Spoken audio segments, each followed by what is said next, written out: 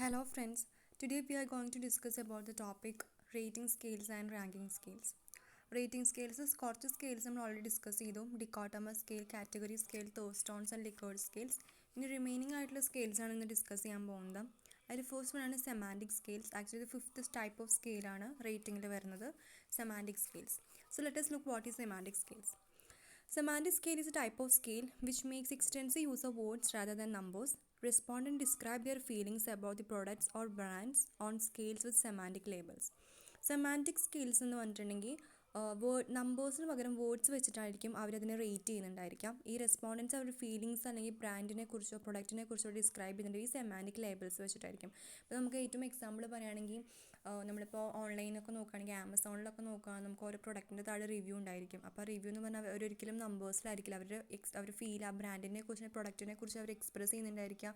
അവർ ഈ പെർട്ടിക്കുലർ വേർഡ്സിലായിരിക്കും. ഇപ്പോൾ എക്സലൻ്റ് ആണ് അല്ലെങ്കിൽ ക്വാളിറ്റി നല്ലതാണെന്നുള്ളതൊക്കെ.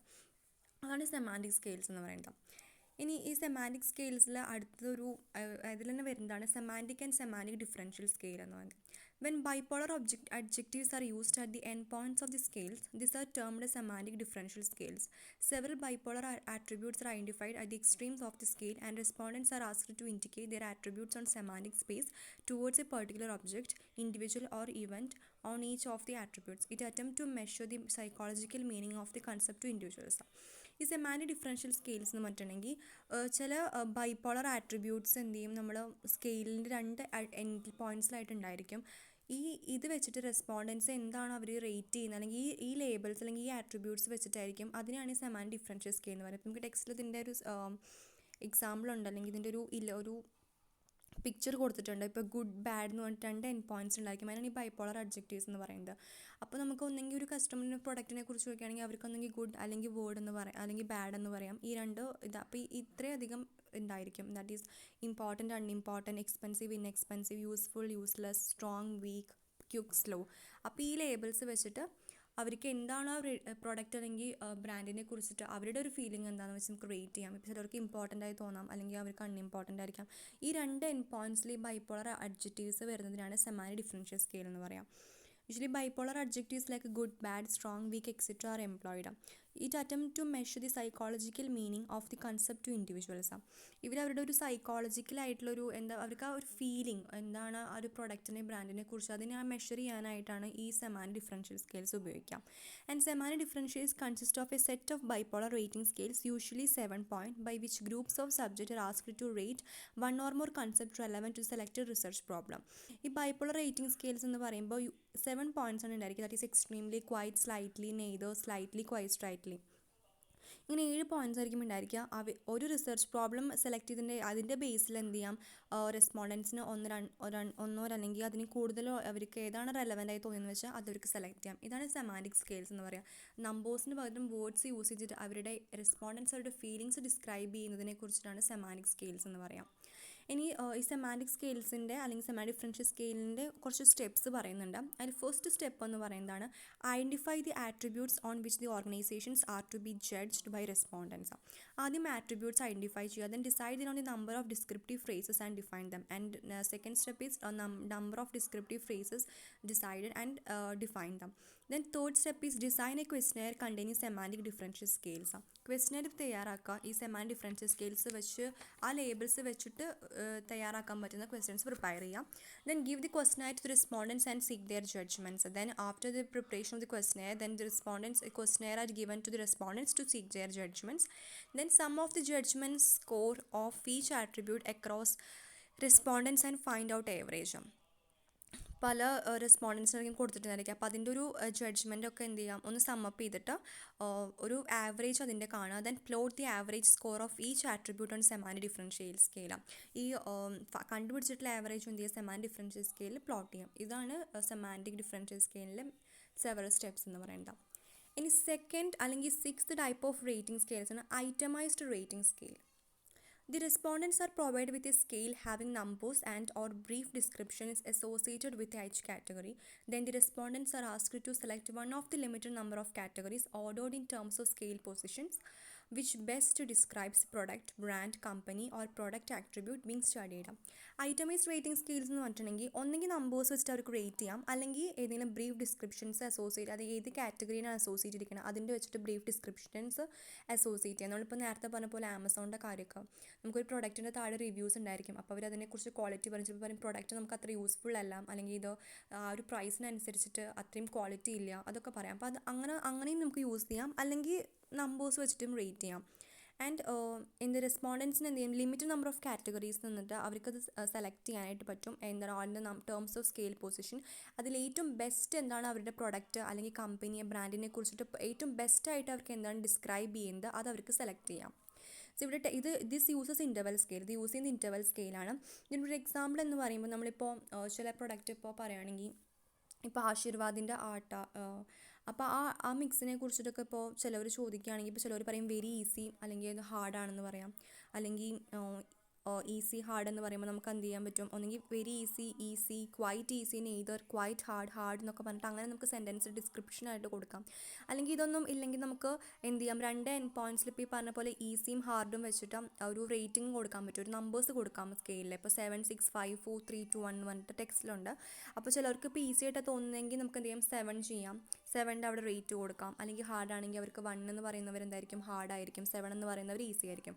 അങ്ങനെ നമ്പേഴ്സ് വെച്ചിട്ടും അവർക്ക് അതിനെ റേറ്റ് ചെയ്യാം, അതല്ലെങ്കിൽ എന്തായാലും ഡിസ്ക്രിപ്ഷൻസ് വെച്ചിട്ടും അവർക്ക് റേറ്റ് ചെയ്യാം. അതാണ് ഐറ്റമൈസ്ഡ് റേറ്റിംഗ് സ്കെയിൽസ് എന്ന് പറഞ്ഞാൽ. നെക്സ്റ്റ് സ്കെയിലാണ് numerical scale. It is similar to semantic differential scale. The difference is that numbers on a 5 points or 7 point scales are provided with bipolar adjectives on both ends. This is also an interval scale. ഈ numerical scale എന്ന് പറഞ്ഞാൽ സെമാനിക് സ്കെയിലിന് difference ആണ്. അവിടെ നമ്മൾ 7 points ആണ് use ചെയ്യുന്നത് പറഞ്ഞു. ഇവിടെ ആകെ കൂടിയുള്ള ഡിഫറൻസ് എന്ന് പറഞ്ഞാൽ 5 പോയിൻറ്റ്സ് ആണ് യൂസ് ചെയ്യുന്നത് ബൈപ്പോളർ അഡ്ജക്റ്റീവായിട്ട് രണ്ട് എൻഡ്സിലും. ഇതൊരു ഇൻ്റർവൽ സ്കെയിലും കൂടിയാണ്, അതാണ് ന്യൂമറിക്കൽ സ്കെയിൽ എന്ന് പറയുന്നത്. It similar to semantic differential scale. ഈ നെക്സ്റ്റ് ടൈപ്പ് ഓഫ് സ്കെയിലാണ് ഫിക്സഡ് ഓർ കോൺസ്റ്റൻറ്റ് സ്കെയിൽ എന്ന് പറയുന്നത്. Here the respondents are asked to distribute a given number of points across various items. കുറച്ച് items കൊടുത്തിട്ട് അത് rate ചെയ്യാൻ പറയുന്നത് നമ്പേഴ്സിലും അല്ലെങ്കിൽ ഡിസ്ക്രിപ്ഷൻസിലും എന്നല്ല, പോയിൻറ്റ്സ് വെച്ചിട്ടാണ് അവർ റേറ്റ് ചെയ്യാൻ പറയുക. ഒരു ഗിവൺ നമ്പർ ഓഫ് പോയിൻറ്റ്സ് കൊടുക്കും. ഇപ്പോൾ നമുക്കൊരു ടെക്സ്റ്റിൽ ഒരു എക്സാമ്പിൾ ഉണ്ട്. Respondents are asked to indicate importance to the 5 aspects by allotting points for selecting toilet soap. ഒരു ടോയ്ലറ്റ് സോപ്പ് സെലക്ട് ചെയ്യാനായിട്ട് എന്തൊക്കെ ഇമ്പോർട്ടൻ്റ് ആയിട്ടുള്ള ഒരു ആസ്പെക്റ്റ് ആയിരിക്കും പോയിൻറ്റ്സിലായിരിക്കും ഇവർ അലോട്ട് ചെയ്ത് കൊടുക്കുക റെസ്പോണ്ടൻസ്. ഇപ്പോൾ ഇവിടെ colour, smell, size, shape, quality of form എന്ന് പറഞ്ഞിട്ട് ഇപ്പോൾ ടോട്ടൽ പോയിൻറ്റ്സ് നമ്മളിപ്പോൾ 100 ആണ് ഫിക്സ് ചെയ്യുന്നതെന്ന് വിചാരിക്കുക. അപ്പോൾ കളർ ഇപ്പോൾ എത്ര, ഇപ്പോൾ കളർ ഇഷ്ടമുള്ള ഒരു 15 പേരുണ്ടായിരിക്കും, അപ്പോൾ 15 പോയിൻറ്റ്സ് കൊടുക്കും. സ്മെല്ലാണെങ്കിൽ ഇപ്പോൾ ഒരു 10, 10 സ്മെൽ ഇഷ്ടമുള്ളവരാണെങ്കിൽ ഇനിയിപ്പോൾ സൈസ് നോക്കിയിട്ടാണെങ്കിൽ ഒരു 25 ആൾക്കാരായിരിക്കും സൈസിനെ പറ്റിയിട്ട് പോയിൻറ്റ്സ് കൊടുക്കും. അപ്പോൾ ഷേപ്പൊക്കെ ആണെങ്കിൽ ഷേപ്പ് പ്രത്യേകിച്ച് ഇപ്പോൾ ഒന്നുമില്ലെങ്കിൽ 0 എന്ന് കൊടുക്കാം. ഇനിയിപ്പോൾ ഫോമാണ്, ക്വാളിറ്റി ഓഫ് ഫോമാണ് നോക്കുന്നതെങ്കിൽ ഇപ്പോൾ 50, അപ്പോൾ ടോട്ടൽ ആകുമ്പോൾ ഇപ്പോൾ 100 പോയിൻറ്റ്സ് ആയി. അപ്പോൾ നമ്മളൊരു എന്ത് ചെയ്യും, ഒരു ഗിവൺ നമ്പർ ഓഫ് പോയിൻറ്റ്സ് കൊടുക്കും, ഇത്രയാണ് അതിൻ്റെ റേറ്റ് ചെയ്യുന്നതാണത്. അപ്പോൾ ആ ഒരു പോയിൻറ്റ്സ് അനുസരിച്ചിട്ട് അവർക്ക് ഏറ്റവും ആപ്റ്റായിട്ട് തോന്നുന്ന കാര്യങ്ങൾ എന്താണ് ഒരു പ്രൊഡക്റ്റിൻ്റെ അല്ലെങ്കിൽ ഒരു ബ്രാൻഡിൻ്റെ ഒരു കമ്പനിയുടെ എന്ന് പറയുമ്പോൾ അതെന്ത് ചെയ്യുക, ഒരു പോയിൻ്റ് ആയിട്ട് ഡിനോട്ട് ചെയ്യുക അല്ലെങ്കിൽ പോയിൻറ്റ്സ് ആയിട്ട് റേറ്റ് ചെയ്യുക. അതാണ് ഈ ഫിക്സഡ് ഓർ കോൺസ്റ്റൻറ്റ് സ്കെയിൽ എന്ന് പറയുന്നത്. നമ്മൾ നമ്പേഴ്സും അല്ലെങ്കിൽ എന്താ പറയുക ഫിഗേഴ്സ് അല്ലെങ്കിൽ ഡിസ്ക്രിപ്ഷൻസും നല്ല ബ്രീഫ് ഡിസ്ക്രിപ്ഷൻസും നല്ല വേർഡ്സ് നല്ല യൂസ് ചെയ്യുന്നത്. ഇവിടെ പെർട്ടിക്കുലർ പോയിൻറ്റ്സ് എന്ത് ചെയ്യാം, ഓരോന്നിനും ഓരോ ക്വാളിറ്റി അല്ലെങ്കിൽ ഓരോ പ്രൊഡക്റ്റിൻ്റെ അതിനനുസരിച്ച് ആപ്റ്റ് ആയിട്ടുള്ള പോയിൻറ്റ്സ് എന്ത് ചെയ്യുക, അവർക്ക് അലോട്ട് ചെയ്ത് കൊടുക്കുക, അങ്ങനെ റേറ്റ് ചെയ്യാം. അതാണ് ഫിക്സഡ് ഓർ കോൺസ്റ്റൻറ്റ് സ്കെയിൽ എന്ന് പറയുന്നത്. അടുത്ത സ്കെയിൽസാണ് ലാസ്റ്റ് റേറ്റിംഗ് സ്കെയിലാണ് graphic rating scale. This is a common and simple form to use. A graphical scale helps the respondents to mark on the scale their answers to a particular question by placing a mark on the appropriate point on the scale. ഏറ്റവും simple ആയിട്ടുള്ളൊരു ഫോമാണ് എന്ന് വെച്ചാൽ graphically represent ചെയ്യുക, അതാണ് graphic rating scale എന്ന് പറഞ്ഞിട്ടുണ്ടെങ്കിൽ. Respondents എന്ത് ചെയ്യുക, ആ സ്കെയിൽ അവരുടെ പെർട്ടിക്കുലർ ആൻസറിൽ ആ ക്വസ്റ്റ്യൻ എന്താണ് അവർ ചോദിക്കുന്നത് അതിൻ്റെ ഒരു ആൻസറിന് വെച്ചാൽ എന്ത് ചെയ്യുക, ഒരു മാർക്ക് കൊടുക്കാം, ഒരു അപ്രോപ്രിയേറ്റ് അല്ലെങ്കിൽ ഒരു പോയിന്റ് കൊടുക്കുക ആ സ്കെയിലിൽ. അങ്ങനെ വെച്ചിട്ട് നമ്മൾ പ്ലോട്ട് ചെയ്യുകയാണ് ചെയ്യുന്നത് ഗ്രാഫിൽ. ഇപ്പോൾ നമ്മൾ സാധാരണ പ്ലോട്ട് ചെയ്യുന്ന പോലെ തന്നെ അവർക്ക് എന്താണോ ആപ്റ്റായിട്ട് ആ പ്രൊഡക്റ്റിനെ കുറിച്ചിട്ട് അല്ലെങ്കിൽ തോന്നിയിട്ടുള്ളത് അതെന്ത് ചെയ്യുക, റേറ്റ് ചെയ്യുക. As it is A known as graphically represent ചെയ്യുക, പിക്ടോറിയൽ റെപ്രസെൻറ്റേഷൻ എന്നൊക്കെ പറയില്ലേ, അതുപോലെയാണ് നമ്മൾ എന്ത് ചെയ്യുക, ഗ്രാഫിക്കലി അതിനെ മാർക്ക് ചെയ്ത് കൊടുക്കാം. സോ ഇതൊക്കെയാണ് മേജർ ആയിട്ടുള്ള റേറ്റിംഗ് സ്കെയിൽസ്. ഇപ്പോൾ റേറ്റിംഗ് സ്കെയിൽസിൻ്റെ ഓൾമോസ്റ്റ് ക്ലാസിഫിക്കേഷൻ ഇവിടെ കഴിഞ്ഞു. സെമാൻറ്റിക് സ്കെയിൽസ് നോക്കി, അതിൽ തന്നെ semantic and semantic differential scales വരുന്നുണ്ട്. പിന്നെ itemised rating scales, numerical scales, fixed or constant scales. ഇനി അടുത്ത കാറ്റഗറി ഓഫ് സ്കെയിൽസ് ആണ് ranking scales. These scales are used to tap preference between two or among more objects or items. ഈ ranking scales എന്ന് പറയുന്നത് രണ്ട് objective വെച്ചിട്ട് അതിൽ ഏതെങ്കിലും ഒന്ന് സെലക്ട് ചെയ്യുക അല്ലെങ്കിൽ ഏതെങ്കിലും ഒരു ഐറ്റം സെലക്ട് ചെയ്യുക, അവരുടെ പ്രിഫറൻസ് അനുസരിച്ച്, ഒരു റെസ്പോണ്ടിൻ്റെ പ്രിഫറൻസ് അനുസരിച്ച്. ഇപ്പോൾ രണ്ടോ അതിൽ കൂടുതൽ ഒബ്ജക്റ്റീവ്സ് ഉണ്ടെങ്കിൽ ഏതാണ് അവർക്ക് താല്പര്യം അവരുടെ പ്രിഫർ ചെയ്യുക, അതിനാണ് റാങ്കിങ് സ്കെയിൽസ് എന്ന് പറയുന്നത്. Usually such rankings may not give ultimate clues to some of the answers required with research. ഇങ്ങനെ റാങ്ക് ചെയ്യുന്നതിനനുസരിച്ചിട്ട് മെയിനായിട്ടുള്ളൊരു ക്ലൂസ് ഒന്നും അവർക്ക് ചിലപ്പോൾ ആൻസേഴ്സിന് കിട്ടിയെന്ന് വരില്ല. There are generally 3 approaches of ranking scales. ഈ റാങ്കിങ് സ്കെയിൽസിന് മേജറായിട്ട് വരുന്ന 3 അപ്രോച്ചസ് ആണ്. First is paired comparison, second one comparative scale and third one is forced choice. അതിൽ ഫസ്റ്റ് വൺ ആണ് paired comparison. Under this method, the respondents can express his attitude by making a choice between two objects. രണ്ട് object ഇത് കൊടുത്തിട്ട് ഏതെങ്കിലും ഒരു object ആർക്ക് റെസ്പോണ്ടൻറ്റിന് select ചെയ്യാൻ പറയാം, അല്ലെങ്കിൽ അവർക്ക് ഏതാണ് അവർക്ക് ചോയ്സ് എന്നുള്ളത് അവർക്ക് ഏതെങ്കിലും ഒരെണ്ണം സെലക്ട് ചെയ്യാം, അല്ലെങ്കിൽ അവർക്ക് പ്രിഫർ ചെയ്യാം. അതിനാണ് പെയർഡ് കമ്പാരിസൺ എന്ന് പറയുക. രണ്ട് ഒബ്ജക്റ്റീവ്സ് കൊടുത്തിട്ട്, രണ്ട് ഒബ്ജക്ട്സ് കൊടുത്തിട്ട്. And the greater the number of objects, the greater the number of paired comparison present to the respondents. ഇപ്പോൾ നമ്പർ ഓഫ് ഒബ്ജക്ട്സ് കൂടുതലാണെങ്കിൽ എന്തായിരിക്കും, നമ്പർ ഓഫ് പെയർഡ് കമ്പാരിസണും എന്തായിരിക്കും റെസ്പോണ്ടൻസ് കൂടുതൽ. Paired comparison is good when number of stimulus objects are small, it gives original data. Paired comparison എപ്പോഴും നല്ലതായിരിക്കും, അതിൻ്റെ number of സ്റ്റിമുലർ അല്ലെങ്കിൽ ഒബ്ജക്റ്റീവ്സ് എപ്പോഴും സ്മോൾ ആയിരിക്കും. ഇപ്പോൾ ഇതിൻ്റെ ഒരു എക്സാമ്പിൾ പറയുകയാണെങ്കിൽ, ഇപ്പോൾ ചില കൂൾ ഡ്രിങ്ക്സ്, ടിലോ എന്ന് പറഞ്ഞ കൂൾ ഡ്രിങ്ക്സാണ്. ഇപ്പോൾ ടിലോ എന്ന് പറഞ്ഞ കൂൾ ഡ്രിങ്കിൻ്റെ ഏറ്റവും സ്പെഷ്യാലിറ്റി എന്ന് പറഞ്ഞാൽ പല ഫ്ലേവറിലുണ്ടെന്ന് വെച്ചാൽ പല കളറിലായിരിക്കാം. ഇപ്പോൾ ഗ്രീൻ ഉണ്ട്, ബ്ലാക്ക് ഉണ്ട്, ഓറഞ്ച് ഉണ്ട്, റെഡ് ഉണ്ട്. അപ്പോൾ ഇത് യൂസ് ചെയ്യുന്നവരാണെങ്കിൽ ഇപ്പോൾ അവർക്ക് ഇപ്പോൾ കളർ വെച്ചിട്ട് പറയാൻ പറ്റും, അല്ലെങ്കിൽ അപ്പോൾ അതൊരു ഏതെങ്കിലും ഒരു ഫ്ലേവറിൽ പറയാൻ പറ്റും, ടേസ്റ്റ് ചെയ്തിട്ട് പറയാൻ പറ്റും. അപ്പോൾ അങ്ങനെയാണ്. അപ്പോൾ അത് അങ്ങനെ റെസ്പോണ്ടൻസിന് പറയാൻ പറ്റും. ഇപ്പോൾ ഇതിൻ്റെ എണ്ണം കൂടിക്കഴിഞ്ഞാലുള്ള ഒരു പ്രശ്നം എന്ന് വെച്ച് കഴിഞ്ഞിട്ടുണ്ടെങ്കിൽ അവർക്ക് എന്തെങ്കിലും ചോയ്സ് ചെയ്യാനായിട്ടൊരു ബുദ്ധിമുട്ടുണ്ടെങ്കിൽ റെസ്പോണ്ടൻസിന്. സോ അങ്ങനെ paired choice of n objects will be, അപ്പോൾ ഐറ്റംസ് അല്ലെങ്കിൽ നമ്പർ ഓഫ് ഐറ്റംസ് കൂടുകയാണെങ്കിൽ അതിനൊരു ഇക്വേഷൻ ഉണ്ട് ഇതിൻ്റെ കണ്ടുപിടിക്കാനായിട്ട്. That is n into n+1 divided by 2. അതുകൊണ്ടാണ് ഇപ്പോഴും കുറച്ച് സ്റ്റിമുലി ഉള്ളതാണ് ഏറ്റവും പെയർഡ് കമ്പാരിസൺ ഏറ്റവും നല്ലത്. അതൊരു ഓർഡിനൽ ഡാറ്റയാണ് നമുക്ക് തരിക. കാരണം നമുക്ക് കൂടുന്ന സമയത്താണെങ്കിൽ അവർക്കും ചൂസ് ചെയ്യാനായിട്ടൊരു എന്താ പറയുക, ഒരു കോംപ്ലക്സിറ്റി അല്ലെങ്കിൽ റിപ്ലൈ ചെയ്യാനായിട്ടൊരു ബുദ്ധിമുട്ട് അവർക്ക് ഉണ്ടായിരിക്കും ഒരുപാട് ചോയ്സ് വരുന്ന സമയത്ത്. സോ ഏറ്റവും നല്ലത് കുറച്ച് ഉണ്ടാവുക എന്നുള്ളതെങ്കിൽ സ്മോൾ ക്വാണ്ടിറ്റി അല്ലെങ്കിൽ ഒരു ഒബ്ജക്ട്സ് എപ്പോഴും ചെറുതായിരിക്കുക എന്നുള്ളതാണ് ഏറ്റവും നല്ലത്. That is paired comparison. Then അടുത്ത അപ്രോച്ചാണ് comparative scale. It provides a benchmark or a point of reference to assess attitudes towards the current object, event or situation under study. എന്ന് വെച്ച് കഴിഞ്ഞാൽ ഇവിടെ ഒരു ബെഞ്ച് മാർക്ക് അല്ലെങ്കിൽ ഒരു പോയിന്റ് ഓഫ് റെഫറൻസ് ആണ് കൊടുക്കുന്നത്. എന്ന് വെച്ചാൽ അതിൻ്റെ വെച്ചിട്ട് എന്ത് ചെയ്യാം, റെസ്പോണ്ടൻസിന് അവരുടെ ആറ്റിറ്റ്യൂഡ് അസസ് ചെയ്യാം ആ കറണ്ട് ഒബ്ജക്റ്റിനെ പറ്റി അല്ലെങ്കിൽ ഒരു സിറ്റുവേഷനെ പറ്റിയിട്ട്. ഈ ബെഞ്ച് മാർക്ക് അല്ലെങ്കിൽ ഒരു പോയിന്റ് ഓഫ് റെഫറൻസ് നമുക്കറിയാം, ഒരു റേഞ്ച് അല്ലെങ്കിൽ ഒരു ഫിക്സഡ് സ്റ്റാൻഡേർഡ് അവർ ഫിക്സ് ചെയ്തിരിക്കാം. ആ സ്റ്റാൻഡേർഡ് നിന്നിട്ടായിരിക്കും എന്ത് ചെയ്യാം, റെസ്പോണ്ടൻസ് അവരുടെ റേഞ്ച് അസസ് ചെയ്യാം ആ ആറ്റിറ്റ്യൂഡിന് വെച്ചിട്ട്, അവരുടെ ആറ്റിറ്റ്യൂഡ് എന്ന് പറയുന്നത്. സോ ദാറ്റ് മീൻസ് ഒരു ബെഞ്ച് മാർക്ക് അല്ലെങ്കിൽ പോയിന്റ് ഓഫ് റെഫറൻസ് വെച്ചിട്ട് എന്ത് ചെയ്യാൻ പറ്റും, അവരുടെ ഒരു കറണ്ട് ഒബ്ജക്റ്റ് അല്ലെങ്കിൽ ഒരു സിറ്റുവേഷൻ അല്ലെങ്കിൽ ഇവൻറ്റിനെ കുറിച്ചിട്ട് അവർ എന്തിനാണ് സ്റ്റഡി ചെയ്യുന്നത് അതിനെ വെച്ചിട്ട് അവർക്ക് അസസ് ചെയ്യാം, അവരുടെ ആറ്റിറ്റ്യൂഡ് അസസ് ചെയ്യാൻ പറ്റും. This comparative scale. And the last approach is forced choice. It enables respondents to rank the object related to one another among the alternatives provided. The main limitation of the method is that sometimes respondents give rank carelessly. അടുത്തൊരു അപ്രോച്ചാണ് റാങ്കിങ്ങിൽ വരുന്നതാണ് forced choice. Forced choice എന്ന് പറയുമ്പോൾ there are so many alternatives for this choice. ഒരുപാട് alternatives കൊടുത്തിട്ടുണ്ടായിരിക്കും. So റെസ്പോണ്ടൻസിന് എന്ത് ചെയ്യാം, ഏതെങ്കിലും ഒരു ഓൾട്ടർനേറ്റീവിന് പകരം ഒന്ന് മറ്റൊന്നിനെ സെലക്ട് ചെയ്യാം.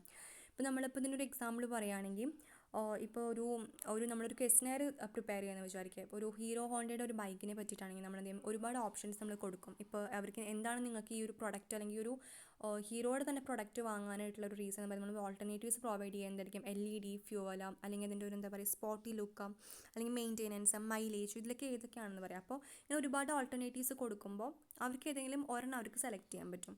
പക്ഷേ ഇവിടെ ഒരു പ്രശ്നം വരുന്നത് എന്താണെന്ന് വെച്ച് കഴിഞ്ഞാൽ, നമ്മളിപ്പോൾ ഒരുപാട് ഓൾട്ടർനേറ്റീവ്സ് പ്രൊവൈഡ് ചെയ്ത് കഴിഞ്ഞിട്ടുണ്ടെങ്കിൽ എന്ത് ചെയ്യും, അവർ കെയർലെസ് ആയിട്ട് ഓപ്ഷൻസ് മാർക്ക് ചെയ്യും. ചിലപ്പോൾ ക്വസ്റ്റ്യൻസ് വായിക്കണം എന്നില്ല, ചിലപ്പോൾ അവരെന്താണ് അവർക്ക് ഒരു താല്പര്യം തോന്നിയെന്ന് വെച്ചാൽ അവരത് എന്ത് ചെയ്യും, മാർക്ക് ചെയ്യാനായിട്ട് കൊടുക്കും. അപ്പോൾ അതെന്ന് പറയുന്നത് ഈ ഒരു മെത്തേഡിൻ്റെ അല്ലെങ്കിൽ ഒരു സ്കെയിലിൻ്റെ വലിയ ലിമിറ്റേഷനാണ്. ഇപ്പോൾ നമ്മൾ ഒരുപാട് ഡാറ്റാസ് അല്ലെങ്കിൽ നമ്പർ ഓഫ് ഓൾട്ടർനേറ്റീവ്സ് കൂടുന്തോറും എന്തായിരിക്കും അവർക്കൊരു റിലക്റ്റൻ്റ് ഉണ്ടായിരിക്കും, എന്തായാലും കെയർ ചെയ്യാതെ ശ്രദ്ധിക്കാതെ പോകും.